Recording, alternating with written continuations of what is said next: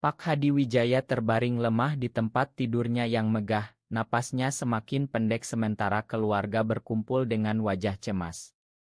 Tiba-tiba, Rial, pengurus rumah yang selama ini tenang dan setia, berlutut di sampingnya dan berkata dengan suara gemetar, "Makan saya, tapi saya tidak bisa diam lagi. Saya mencintai Bima dan Bima mencintai saya, Pak." Kata-kata itu langsung membekukan ruangan mewah di mansion Jakarta itu. Ibu Sinta, istri Pak Hadi, menutup mulutnya dengan tangan gemetar, sementara Lina, putri sulungnya, mundur selangkah seolah baru saja mendengar petir di siang bolong. Adik Bima mengerutkan kening dan bertanya dengan nada tajam, "Apa maksudmu, Rial? Kamu gila?" Rial tidak menjawab langsung. Matanya masih tertuju pada Pak Hadi yang kini hanya bisa mengangguk pelan, seolah mengonfirmasi kebenaran yang selama ini disembunyikan rapat-rapat. Dokter akhirnya datang, tapi suasana sudah berubah total. Malam itu, di rumah besar yang biasanya tenang, tidak ada lagi yang bisa tidur. Rial duduk sendirian di kamar kecilnya di belakang mansion, tangannya gemetar memegang otolamak. Ia ingat bagaimana semuanya dimulai 5 tahun lalu, ketika ia baru tiba di Jakarta dari desa kecil di pinggiran Surabaya. Saat itu, Rial berusia 27 tahun, masih berusaha menyembunyikan siapa dirinya sebenarnya. Keluarganya di desa selalu menekankan pernikahan, tetangga selalu bertanya kapan ia membawa pulang calon istri. Rial memilih pergi ke ibu kota, mencari pekerjaan sebagai pengurus rumah tangga karena ia pandai membersihkan, memasak, dan menjaga rumah. Ia tidak pernah menduga bahwa pekerjaan itu akan membawanya ke keluarga Wijaya, salah satu keluarga terkaya di bidang properti. Pak Hadi adalah orang yang tegas tapi adil. Ibu Sinta ramah, meski selalu sibuk dengan acara sosial.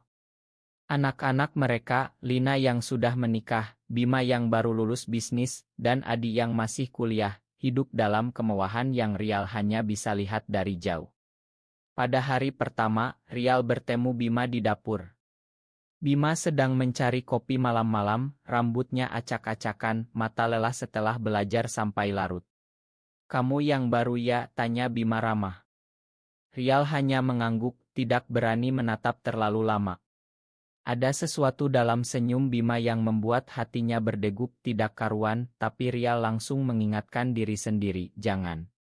Di Indonesia, hal seperti ini tidak boleh terjadi. Ia sudah belajar dari pengalaman di desa, ketika seorang teman dekatnya diusir karena ketahuan menyukai laki-laki.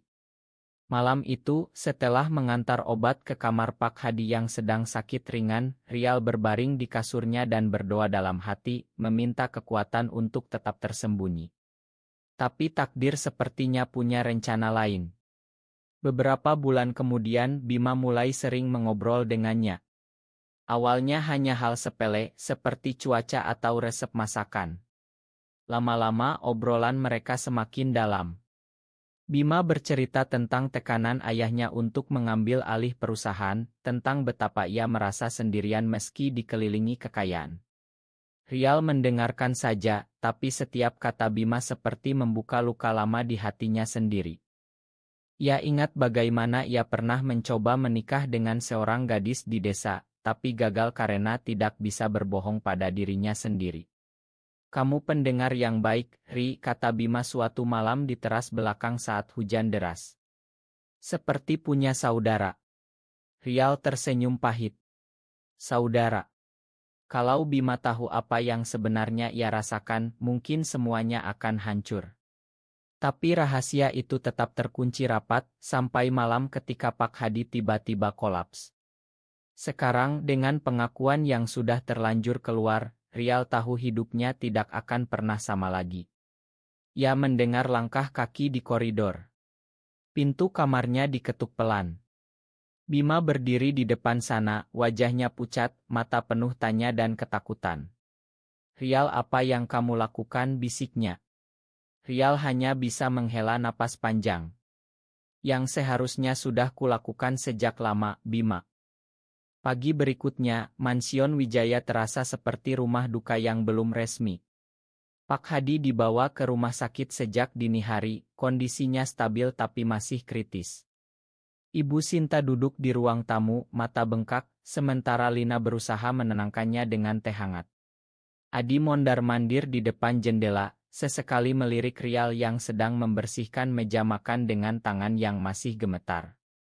"Kamu serius tadi malam?" tanya Adi tiba-tiba, suaranya rendah tapi tajam.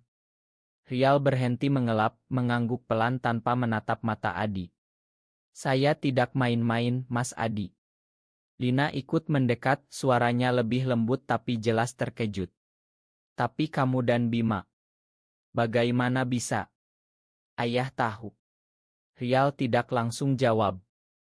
Ia ingat kembali bagaimana hubungannya dengan Bima berkembang perlahan, seperti air sungai yang mengalir tanpa suara.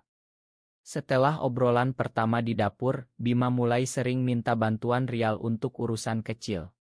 Suatu hari, Bima pulang larut malam setelah rapat dengan klien, badannya lelah, dan ia meminta Rial memijat pundaknya di ruang kerja. Sentuhan itu sederhana, tapi bagi Rial terasa seperti listrik. "Kamu punya tangan yang lembut," kata Bima saat itu, tertawa kecil.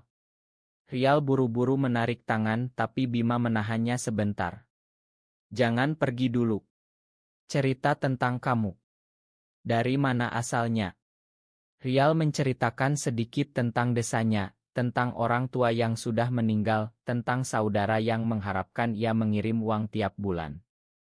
Ia tidak cerita tentang malam-malam di mana ia menangis sendirian karena merasa berbeda. Bima mendengarkan dengan mata penuh perhatian. Sejak saat itu, ikatan mereka semakin kuat.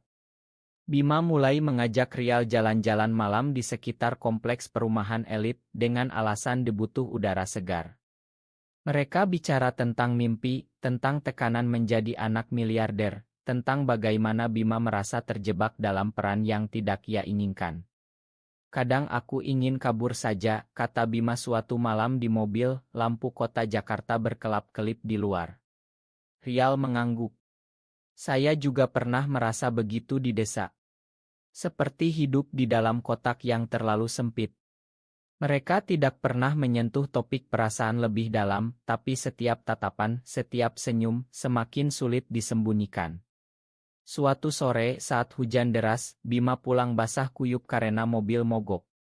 Rial langsung menyiapkan handuk dan baju ganti. Di kamar mandi kecil, Bima berganti baju di depan Rial tanpa malu. Saat itulah, untuk pertama kali, Rial merasa hatinya benar-benar goyah. "Kenapa kamu selalu ada untukku, Ri?" tanya Bima pelan. Rial menelan ludah. "Karena saya peduli, Mas Bima." Bima tersenyum, tapi matanya menunjukkan ada yang lebih. Malam itu, mereka duduk berdua di balkon, bicara sampai subuh. Bima bercerita tentang tekanan ibunya untuk menikah dengan anak teman bisnis ayah. "Aku tidak bisa, Ri. Aku tidak pernah merasa seperti itu dengan perempuan." Rial terdiam lama. "Saya mengerti," jawabnya akhirnya, suaranya hampir hilang. Sejak saat itu, rahasia mereka mulai terbentuk. Mereka bertemu diam-diam di taman belakang, berbagi cerita, berbagi ketakutan. Rial merasa untuk pertama kali dalam hidupnya, ia tidak sendirian. Tapi di balik kebahagiaan kecil itu ada bayang-bayang ketakutan besar. Indonesia bukan tempat yang mudah bagi orang seperti mereka. Berita tentang Raya, tentang keluarga yang mengusir anaknya, selalu terngiang di benak Rial. Ia sering berdoa di masjid kecil dekat mansion, meminta ampun atas perasaannya, tapi hati tetap memanggil nama Bima. Sekarang dengan pengakuan yang sudah terlontar, semuanya terbuka. Bima muncul di dapur sore itu, mata merah. "Ayah sadar tadi pagi. Dia bilang dia sudah tahu sejak lama." Rial terkejut. "Pak Hadi tahu. Bagaimana?" Bima mengangguk pelan. "Dia bilang dia melihat kita di taman suatu malam. Tapi dia tidak marah, Ri. Dia hanya bilang jaga adikku baik-baik." Air mata Rial jatuh tanpa bisa ditahan. Ternyata selama ini ada satu orang yang mengerti meski diam. Beberapa hari kemudian, Pak Hadi masih dirawat di rumah sakit elite di kawasan Sudirman. Keluarga bergantian menjaga, tapi suasana di mansion semakin tegang. Ibu Sinta hampir tidak bicara dengan Rial, hanya memberi perintah singkat. Lina mencoba menjadi penengah, tapi Adi terang-terangan menunjukkan ketidaksukaannya. Kamu sudah seperti keluarga, Ri, tapi ini terlalu jauh, katanya suatu pagi saat Rial menyajikan sarapan. Rial hanya mengangguk, terus bekerja seperti biasa. Di dalam hatinya, badai sedang mengamuk. Ia ingat kembali momen-momen sulit saat hubungannya dengan Bima semakin dalam. Setahun lalu, Bima hampir dijodohkan dengan seorang gadis dari keluarga pengusaha properti lain. Malam sebelum pertemuan resmi, Bima datang ke kamar Rial dengan wajah pucat. Aku tidak bisa, Ri. Aku tidak bisa bohong lagi. Mereka duduk berdua di lantai, Bima menangis untuk pertama kali di depan Rial. Kenapa aku harus seperti ini? Kenapa tidak seperti orang lain? Rial memeluknya pelan, bukan dengan nasu, tapi dengan kasih sayang yang sudah lama dipendam. Kita tidak salah, Bima. Kita hanya berbeda. Dan itu bukan dosa. Malam itu untuk pertama kali mereka mengakui perasaan masing-masing. Bukan dengan kata-kata vulgar, tapi dengan janji untuk saling jaga. Apapun yang terjadi, aku tidak akan meninggalkanmu, kata Bima. Rial percaya, meski tahu risikonya besar. Tapi ujian datang lebih cepat. Seorang pembantu baru di mansion mulai curiga. Ia melihat Bima sering ke belakang rumah malam-malam. Suatu hari ia berbisik ke Ibu Sinta, Bu, Mas Bima dan Mas Rial kok dekat sekali. Untungnya Ibu Sinta tidak percaya saat itu. Tapi Rial panik. Ia memutuskan untuk menjauh. Selama seminggu ia menghindar dari Bima, bekerja lebih keras, pulang ke kamar lebih awal. Bima marah besar. Kamu mau kabur lagi seperti di desamu dulu, bentaknya di garasi mobil suatu malam. Rial menjawab dengan suara bergetar, aku melindungimu, Bima. Keluargamu, masa depanmu. Aku hanya pengurus. Bima menarik tangannya. Kamu lebih dari itu. Kamu segalanya bagiku sekarang. Pengakuan itu membuat Rial menangis. Mereka berpelukan lama di dalam mobil yang gelap, janji untuk tetap bersama meski dunia menentang. Di desa, Rial pernah kehilangan segalanya karena rumor kecil. Orang tuanya meninggal sebelum tahu, tapi saudaranya hampir tidak bicara lagi dengannya setelah ia menolak perjodohan. Kamu memalukan keluarga, kata kakaknya dulu. Di Jakarta, Rial berharap bisa memulai baru. Tapi sekarang, dengan Pak Hadi yang tahu dan diam-diam mendukung, Rial merasa ada harapan kecil. Di rumah sakit, saat giliran Rial menjaga, Pak Hadi berbisik lemah, Rial jaga Bima. Dia butuh kamu lebih dari yang kamu kira. Rial mengangguk, air mata jatuh ke tangan tua Pak Hadi. Tapi saat pulang, Adi sudah menunggu di ruang tamu. Kita perlu bicara, Ri. Sekarang. Percakapan itu berlangsung berjam-jam. Adi mengungkapkan ketakutannya, bagaimana kalau bisnis ayah hancur karena skandal? Bagaimana kalau tetangga dan rekan bisnis tahu? Rial mendengarkan lalu menjawab pelan, saya tidak minta apa-apa, Mas. Saya hanya ingin Bima bahagia. Kalau harus pergi, saya akan pergi. Adi terdiam lama. Malam itu, Rial duduk di teras, memandang lampu kota. Ia merasa seperti berada di persimpangan. Tetap atau pergi? Cinta atau keselamatan? Bima datang duduk di sampingnya tanpa kata. Mereka hanya saling pegang tangan diam-diam, di bawah langit Jakarta yang penuh bintang samar. Ketegangan di mansion semakin memuncak saat Pak Hadi dipulangkan ke rumah untuk pemulihan. Dokter bilang kondisinya masih lemah, tapi ia bersikeras ingin di rumah bersama keluarga. Rial tetap menjalankan tugasnya seperti biasa, tapi setiap tatapan dari Ibu Sinta terasa seperti pisau. Lina mencoba mendekati Rial di dapur suatu sore. Ri, aku tidak marah. Aku hanya kaget. Bima anakku juga. Dia bahagia denganmu. Rial mengangguk pelan. Dia yang membuat saya merasa hidup, Mbak. Lina tersenyum tipis, tapi matanya penuh kekhawatiran. Sementara itu Adi semakin okal. Ia mulai mengajak Bima bicara berdua, mencoba meyakinkan adiknya untuk kembali normal. Kamu punya tanggung jawab sebagai anak laki-laki, Bima. Ayah sakit karena stres bisnis. Jangan tambah beban. Bima menjawab tegas, adik, ini bukan beban. Ini siapa aku sebenarnya. Rial mendengar percakapan itu dari balik pintu, hatinya hancur. Ia ingat masa kecilnya di desa, ketika ia pertama kali sadar dirinya berbeda. Umur 15 tahun, ia jatuh cinta pada teman sekolah laki-laki. Mereka hanya bertukar surat rahasia, tapi saat ketahuan, temannya dipukul ayahnya. Rial lari ke sawah, menangis sendirian di bawah pohon mangga. Sejak saat itu, ia belajar menyembunyikan diri. Di Jakarta, ia pikir bisa bebas, tapi tekanan tetap ada.